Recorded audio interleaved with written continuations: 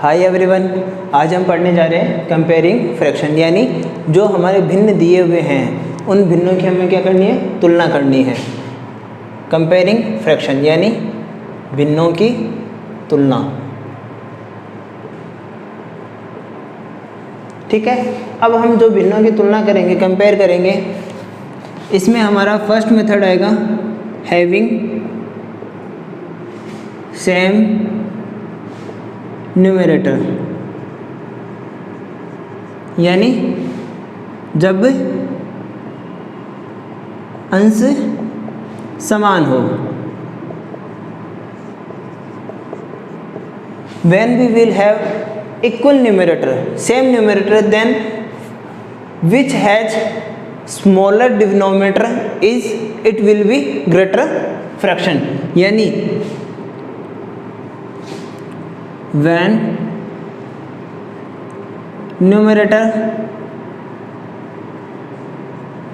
is same, then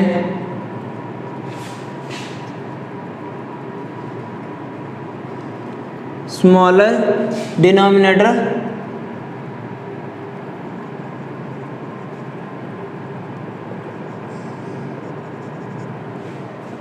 represents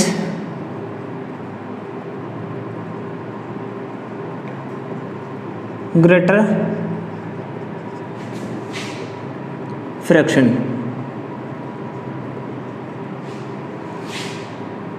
जब अंश का मान समान हो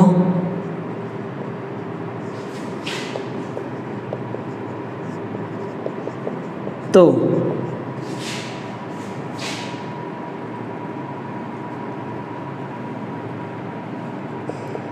छोटे हर के मान वाला भिन्न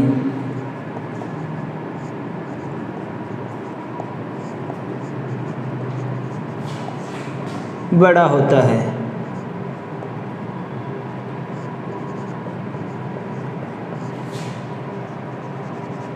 ठीक है, न्यूमरेटर सेम है, डिनोमिनेटर डिफरेंट है। लाइक हमारी कोई वैल्यू है, जैसे 3/4, 3/2, ठीक है, ये हमारी वैल्यू है जैसे, और 3/5। We need to compare these values. For example ले रहे हैं, अब इसमें अंश का मान कितना है, 3 है, और डिनोमिनेटर क्या हमारे डिफरेंट डिनोमिनेटर कितने लिए हमने, 4, 2, 5।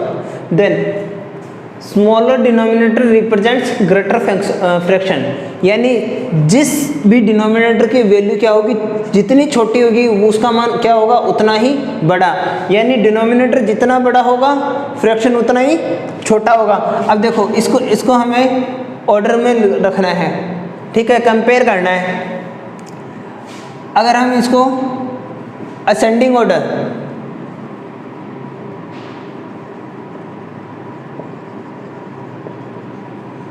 आरोही क्रम,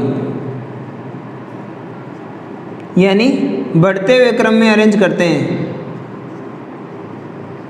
देन सबसे पहले क्या आएगी, छोटी वैल्यू आएगी। तो हमें देखो सीधा सा मेथड है, न्यूमरेटर सेम है, 3 फ्रैक्शन है, तो तीनों में हम क्या करेंगे, फ्रैक्शन तो सेम रहना है, ठीक है, तो फ्रैक्शन हमने तीनों को लिख दिया। अब असेंडिंग ऑर्डर है हमारा, बढ़ता हुआ क्रम है ना, तो बढ़ते हुए क्रम का साइन क्या होता है, सबसे पहले छोटी वैल्यू, फिर उससे बड़ी, सबसे बड़ी, इस तरीके से ये लेस देन ग्रेटर देन का साइन आ जाएगा यहाँ पर। अब जो हमारा डिनोमिनेटर अरेंज करना है, अब यहाँ पर ये कह रहा है हर का मान छोटा होता है, तो वो क्या होता है, वो संख्या सबसे बड़ी होती है। अब यहाँ 4, 2 और 5 में सबसे छोटा मान किसका है, 2 का है। 2 is less than 4 and 5, then 3/2 will be greater function. Then सबसे बड़े वाले के डिनोमिनेटर में क्या आ जाएगा, 2 आ जाएगा। अब कंपेयर किसको करेंगे, 4 and 5 को। 4 लेस देन 5 है, देन 3/4 क्या होगा, बड़ा होगा किससे, 3/5 से।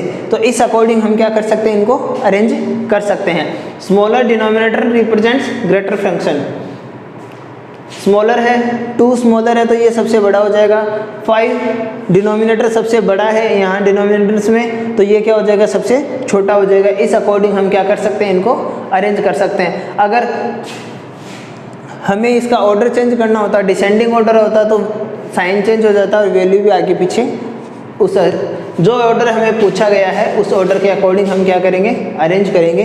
बट कंपैरिजन का जो कंडीशन है, जो स्टेप्स है, वो यही रहेगा, सबसे छोटा डिनोमिनेटर सबसे बड़ी वैल्यू को रिप्रेजेंट करता है। ठीक है, ये हमारा फर्स्ट कंपैरिजन है। कब, और ये कंपैरिजन कब होगा, जब हमारा न्यूमरेटर क्या होगा, सेम होगा, न्यूमरेटर सेम होगा, तब ये मेथड हमें अप्लाई करना है। नेक्स्ट जो हमारा मेथड है वो है हमारा अनइक्वल न्यूमरेटर एंड डिनोमिनेटर, यानी अंश और हर के दोनों के मान क्या है, डिफरेंट हो। इन मेथड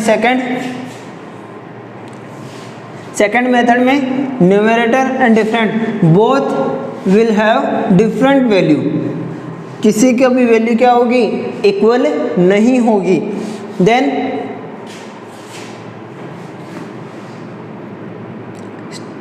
when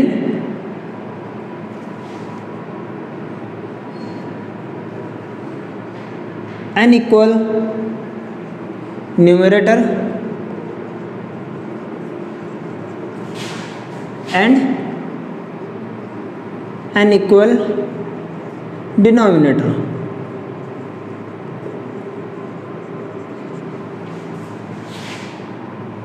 असमान अंश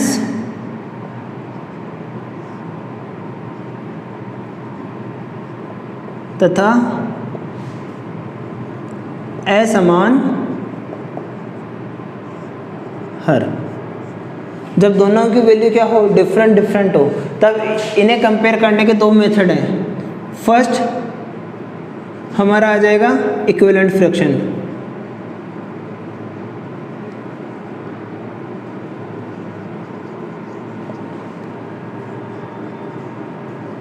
इक्विवेलेंट फ्रैक्शन मेथड, यानी तुल्य भिन्न विधि द्वारा। In this method we will convert all these fraction into their equivalent fraction having same denominator, यानी उसमें हमें क्या करना है, जितने भी हमें भिन्न दिए हुए होंगे उन्हें उनके तुल्य भिन्न में बदलना है, और उन तुल्य भिन्नों का जो भी हमारा हर का मान आएगा वो क्या रहेगा, सेम रहेगा। एक इसका एग्जांपल करके देखते हैं। जैसे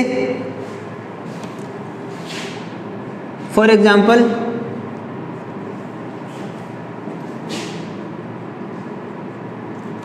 5/9 and 7/11. First of all we need to take the LCM of given denominators, यानी जो भी हमें हर के मान दिए हुए हैं, डिनोमिनेटर की वैल्यू दी हुई है, यहाँ डिनोमिनेटर की वैल्यू कितनी है, 9 और 11, इन्हें हमें क्या करना है, इनका LCM लेना है। we need to take the LCM of given denominator, then LCM of 9 and 11, it will be both are odd value, then 2 से तो डिवाइड होगा नहीं, दोनों की दोनों वैल्यू हमारी क्या है, odd है, तो ये 2 से डिवाइड नहीं होगा, देन 3 से डिवाइड करेंगे, 3 से 9 डिवाइड होता है, 11 डिवाइड नहीं होता, तो 11 एज इट इज रह जाएगा। नाउ नेक्स्ट अगेन 3 से डिवाइड होगा, 1 11 is divisible by itself, then LCM क्या आ जाएगा, 3 × 11 इज इक्वल टू 99, देन इनका एलसीएम क्या आएगा हमारा, 99 आएगा। अब ये जो हमारे 5/9 एंड 7/11 है, इन्हें हमें क्या किस में कन्वर्ट करना है, इक्विवेलेंट फ्रैक्शन में। ऐसे इक्विवेलेंट फ्रैक्शन में जिनका डिनोमिनेटर कितना हो, एलसीएम के इक्वल हो, यानी 99 हो। Now convert these in, now convert these in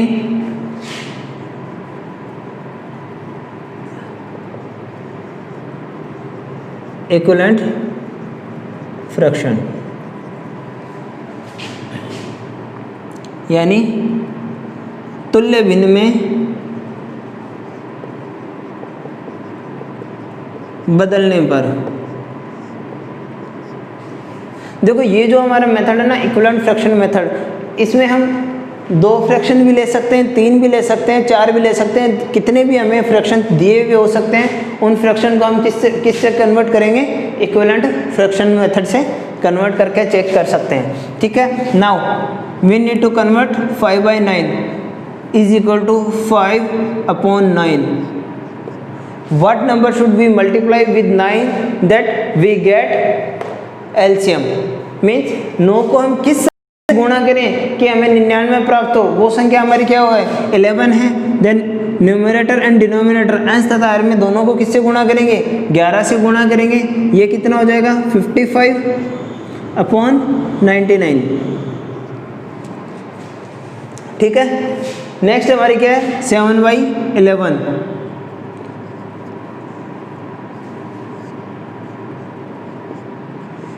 again we need numerator as 99। हमें न्यूमरेटर की वैल्यू कितनी चाहिए? 99 चाहिए। तो 11 को 9 से गुणा करेंगे। 11 9 जा 99। Then we will multiply 11/9। Then numerator will also multiply by 9। Both numerator and denominator will multiply with 9। It will be 7 9 जा 63/99। ओके, अब ये जो हमारी वैल्यू है इसमें डिनोमिनेटर सेम है। इससे पहला जो हमने मेथड देखा था उसमें न्यूमरेटर सेम था। न्यूमरेटर जब इक्वल हो देन डिनोमिनेटर छोटा होगा, वो किसको रिप्रेजेंट करेगा? बड़ी वैल्यू को। बट जब डिनोमिनेटर इक्वल हो, व्हेन ये मेथड इक्विवेलेंट फ्रैक्शन में हमें ये कंडीशन याद रखनी है। When denominator is equal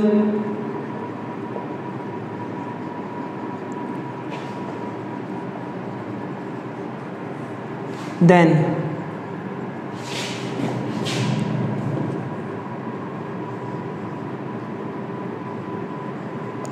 greater numerator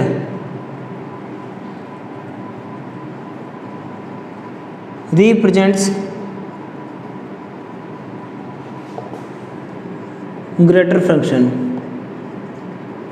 greater fraction।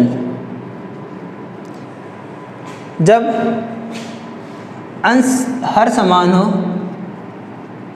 जब हर समान हो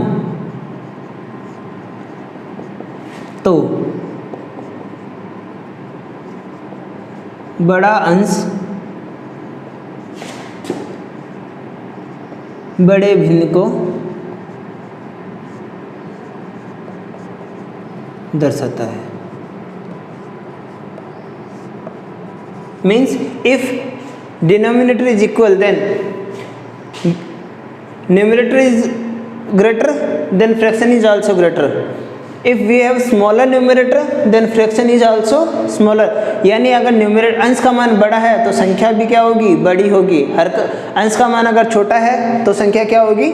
छोटी। अब यहाँ पर देखो बाय कंपैरिजन 99 तो इक्वल है 63 एंड 55, इन दोनों को हम क्या करेंगे? कंपेयर करेंगे। Then 63 is greater than 55। 63 क्या है हमारा? 65 से बड़ा है। ये इस बड़ी संख्या को दर्शाता है। Then 63 is greater than 55। देखो डिनोमिनेटर तो इक्वल है,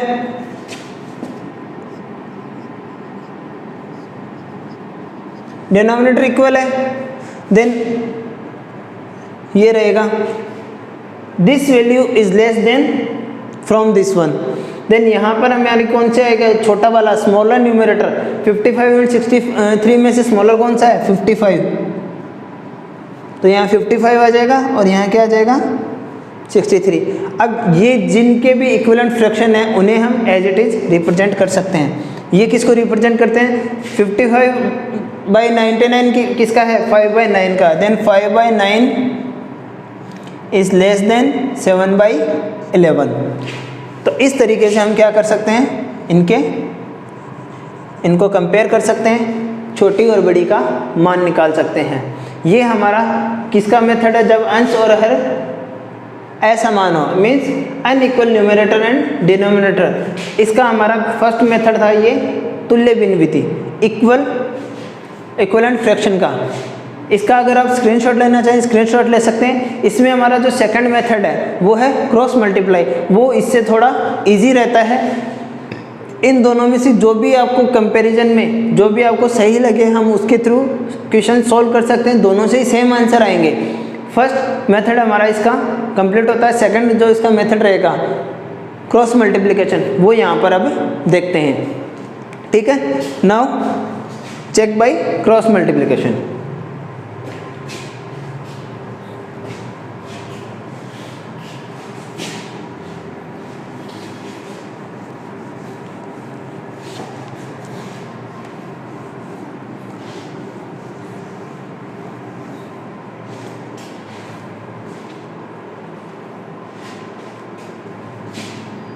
पॉइंट बी क्रॉस मल्टीप्लिकेशन, यानी वज्र गुणन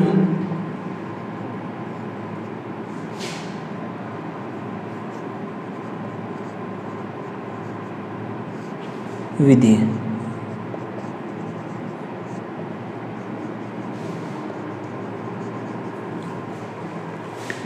इन क्रॉस मल्टीप्लिकेशन देखो, कोई भी जो हमारी वैल्यू होगी उसमें numerator will multiply with another denominator. ठीक है, इन दोनों को हमें क्या करना है, क्रॉस मल्टीप्लाई करना है। और जिस भी न्यूमरेटर वाले प्रोडक्ट का वैल्यू बड़ा आएगा वो फ्रैक्शन हमारा क्या होगा, उसमें बड़ा होगा। ठीक है,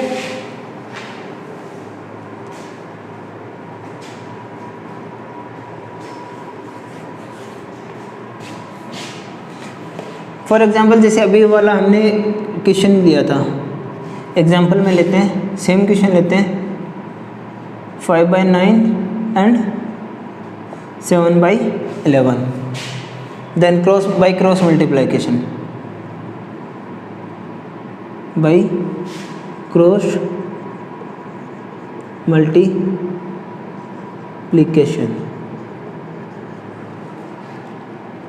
ये हमारा 5/9 है, ये 7/11 है। 5 will multiply with 11 and 9 will multiply with 7।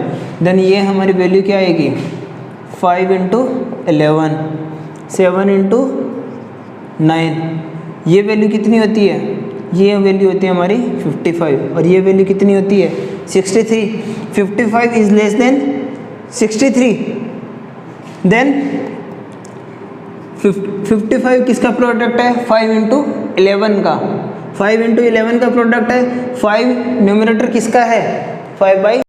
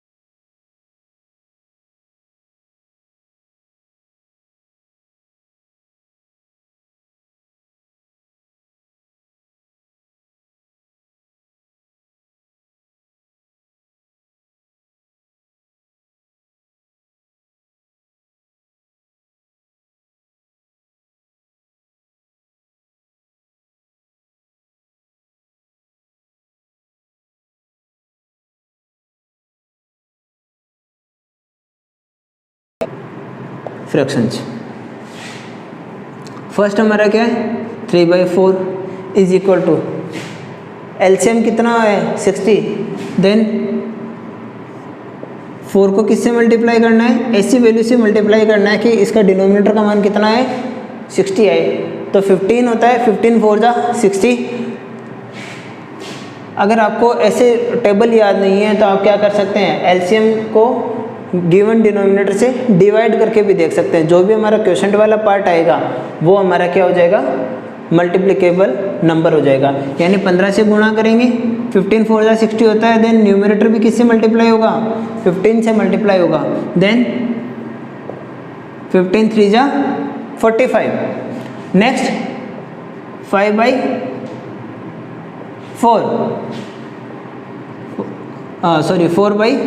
4/5 है हमारा। देन हमें 5 को किससे मल्टीप्लाई करना है कि डिनोमिनेटर हमारा कितना है 60, इट विल बी 12। देन ये वैल्यू क्या हो जाएगी हमारी 12 हो जाएगी। 12 4 जा 48, 12 5 जा 60। Last one is 5 and 6। Then 5/6 को भी हमें क्या करना है, इसके तुल्य भिन्न में बदलना है। 6 को 5/6 है, 6 को किससे गुणा करेंगे 60 है, तो 6 को 10 से गुणा करते हैं, हमारी वैल्यू क्या हो जाती है 60 हो जाती है, 60 हो जाती है। तो हम क्या कर सकते हैं, इसको दोनों जगह अंश और हर दोनों को सेम वैल्यू से मल्टीप्लाई करते हैं, एक जैसी संख्या से गुणा करते हैं। तो यहाँ पर ये कितना आएगा 50/60। अब देखो अगर हमें असेंडिंग ऑर्डर करना है,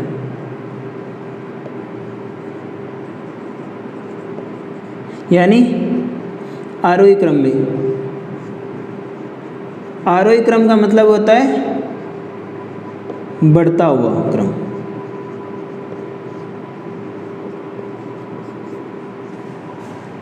देन 3 वैल्यू है हमारी, तो हम क्या करेंगे तीनों वैल्यू को लिखेंगे। बढ़ता हुआ क्रम है ना, डिनोमिनेटर तो सबका सेम है, तो सारे के सारे डिनोमिनेटर तो सेम रहेंगे। अब बढ़ता हुआ क्रम है तो सबसे छोटी वैल्यू फिर इससे बड़ी, और ये value, this value is less then second one is less then third one, ये आ गया। अब हमें क्या अप्लाई करना है, न्यूमरेटर को चेक करना है केवल। अब न्यूमरेटर में आपको अभी बताया था कि जिसका न्यूमरेटर छोटा होगा वो संख्या भी क्या होगी, छोटी होगी। यहाँ 45 है, यहाँ 48 और यहाँ 50 है। तो 45 सबसे छोटा है, देन सबसे छोटी वैल्यू क्या होगी 45, 48 एंड 50, ये इनका ऑर्डर हो जाएगा। अब ये तो हमारे क्या है, इक्विवेलेंट फ्रैक्शन है, तुल्य भिन्न है। अब ये किसके तुल्य भिन्न है, हमें कंपेयर तो इनका करना है, इक्विवेलेंट फ्रैक्शन का नहीं करना। तो हमने क्या करना है, ये जो हमारे इक्विवेलेंट फ्रैक्शन है इन्हें इनके एक्चुअल में सिंपलेस्ट फॉर्म में इनको यहाँ पर रखेंगे, जो हमें एक्चुअल फॉर्म दिया गया है। 45/60 किसका है, ये 4/5 का और ये 5/6 का। तो ये इनका क्या आ जाएगा, असेंडिंग ऑर्डर आ जाएगा। अगर डिसेंडिंग ऑर्डर पूछे,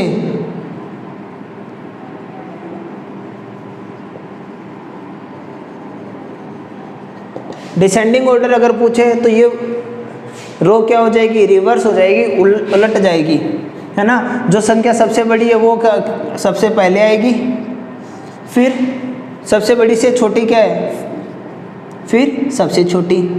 ये हमारा क्या आ जाएगा, डिसेंडिंग ऑर्डर। तो इस तरीके से जो भी ऑर्डर हमें पूछे उसका हम क्या कर सकते हैं, कैलकुलेशन कर सकते हैं, उसका मान निकाल सकते हैं। ये तरीका है हमारा अरेंजिंग द फ्रैक्शंस का, फ्रैक्शंस को अरेंज करने का तरीका है, भले वो असेंडिंग ऑर्डर में हो या फिर डिसेंडिंग ऑर्डर में हो। तो हमने आज क्या देखा, कंपैरिजन ऑफ फ्रैक्शन देखा, अरेंजमेंट ऑफ फ्रैक्शन देखा, जिसमें हमने क्या देखा है, ascending order and descending order. इसके अलावा हमने ये सीखा कि इक्विवेलेंट फ्रैक्शन को कैसे निकाला जाता है। इक्विवेलेंट फ्रैक्शन को निकालने के बाद में ही हम कंपैरिजन कर सकते हैं और उनको ऑर्डर में रख सकते हैं, ठीक है। तो ये जो असेंडिंग ऑर्डर डिसेंडिंग ऑर्डर है, इनके डायरेक्ट क्वेश्चंस पुटअप किए जाते हैं। इन क्वेश्चंस को आपको करके देखना है। कोई भी क्वेरी या अगर डाउट होता है तो उन्हें हम सॉल्व करेंगे, ठीक है। आज के लिए इतना ही। Thank you, thanks a lot, have a nice day.